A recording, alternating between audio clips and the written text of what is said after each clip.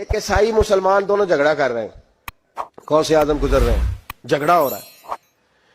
عیسائی مسلمان سے کہتا ہے ہمارے نبی عیسیٰ علیہ السلام نے مردے زندہ کیے، تمہارے نبی نے بھی کو کیا تو بتاؤ۔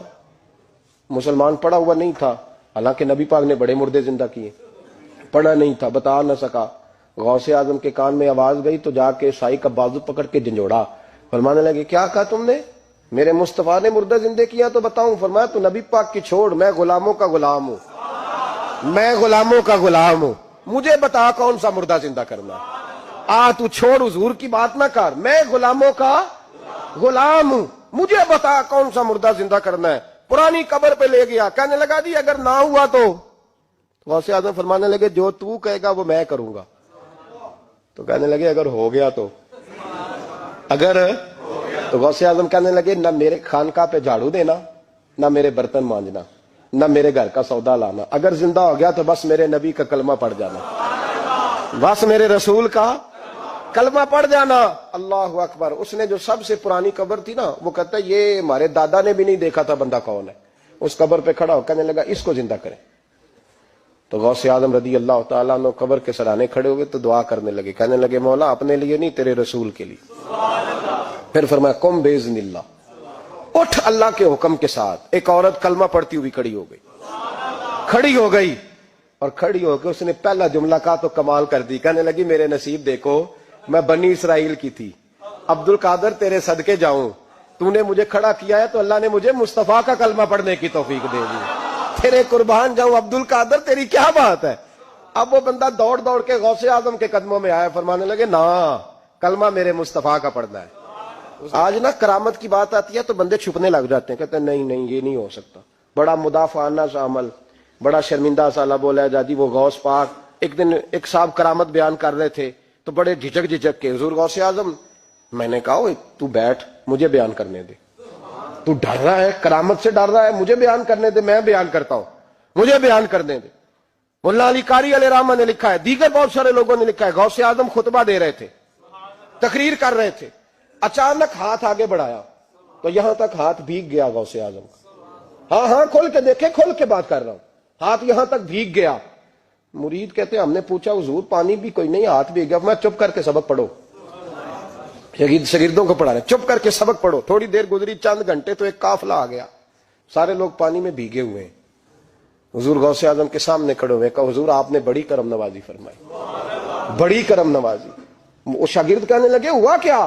تو وہ لوگ کہنے لگے کشتی میں بیٹھے تھے تو کشتی ڈوبنے لگی، ہم نے کہا یا شیخ عبد القادر جیلانی، خدا کے فضل سے ہم پر ہے سایہ غوث اعظم کا، ہمیں دونوں جہاں میں ہے سہارا غوث اعظم کا۔ کہتے ہیں حضور غوث اعظم نے وہاں بیٹھے ہاتھ لگایا اور ڈوبتی کشتی کو باہر نکال لیا، اور ڈرنے لگے، کہنے لگے جناب یہ کرامت لوگ نہیں مانیں گے۔ تو میں کہا جنہیں نہیں ماننا نہ مانے، ان کے کانوں کے نا پیچھے خارش ہوتی ہے جب اس طرح کی ولیوں کی بات بتائی جائے۔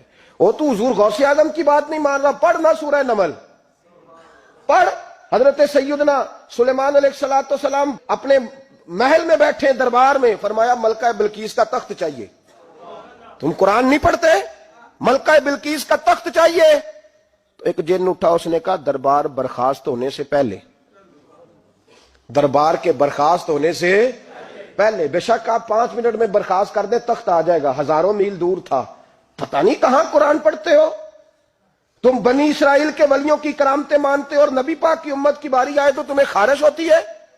شرمندہ سا لب و لہجہ۔ ہمارا لب و لہجہ شرمندہ نہیں، اس لیے کہ ہم تو جیتے اور زندہ ہی ولیوں کے نام کی برکت سے ہیں، ہمارے لب و لہجے میں تمہیں شرمندگی نہیں ملے گی۔ ہم اس طرح بیان نہیں کرتے کہ کوئی کیا کہے گا تو بچ کے جملے۔ حضرت سلیمان سے کہا آپ کا دربار برخاست ہونے سے پہلے، آپ نے فرمایا نہیں بھائی اس سے بھی پہلے چاہیے۔ ایک اٹھا، عندہ علم من الکتاب، جس کے پاس کتاب میں سے کچھ علم تھا، پورا علم نہیں تھا اس کے پاس، کتاب میں سے۔ حضرت آصف بن برخیا تو کہنے لگے حضور میں نہ لے آؤں؟ تو میں کب لاؤ گے؟ انہوں نے کہا پلک جھپکنے سے نہ، اگر سارے بولے تو لطف آئے گا، پلک جھپکنے سے پہلے۔ آپ نے فرمایا چل لا کے دکھا۔ پھر آیا کہ نہیں؟ بولے آیا نا۔ حضرت آصف بن برخیا وہاں سے گئے کہ وہیں رہے؟ آیا نا تخت، 80 فٹ اونچا، 80 فٹ چوڑا، 80 فٹ لمبا، اتنا بھاری کہ شاید 50 لوگ نہ اٹھا سکیں۔ وہ آیا سامنے رکھا تو حضرت سلیمان کہنے لگے یہ کیا ہے؟ تو جناب آصف بن برخیہ کہنے لگے ھذا من فضل ربی، یہ میرے رب کا، اور جن پر نرا فضل ہے ان کی یہ شان ہے جن کو اللہ کے وبشر المؤمنین بان لهم من اللہ فضلا کبیرا، محبوب اپنے غلاموں کو خوشخبری دے دے کہ تیرے غلاموں پر میرا بڑا فضل ہے، فضل نہیں فضل کبیر ہے۔ تو جن پر نرا فضل ہو وہ تو بغیر جائے تخت لے آئے، اور جن پر فضل کبیر ہو وہ ڈوبتے ہوئے مرید کو ہاتھ ڈال کے بچا نہیں سکتے، وہ نہیں بچا سکتے۔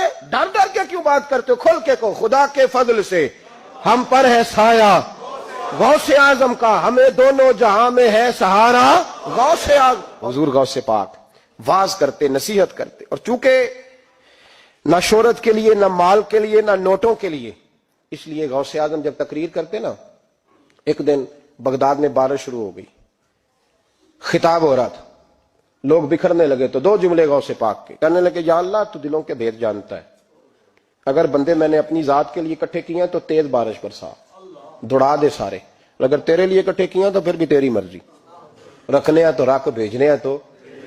حضرت یحییٰ کہتے ہیں سارے بغداد میں بارش ہوتی تھی، پر جہاں غوث اعظم کی محفل ہوتی تھی وہاں کوئی نہیں ہوتی تھی، وہاں کوئی نہیں ہوتی تھی۔ غوث اعظم تقریر کرتے کبھی کبھی وجد آتا تھا۔ وجد کس کو کہتے ہیں؟ وجد کبھی کبھی آپ کہتے نہیں کہ میں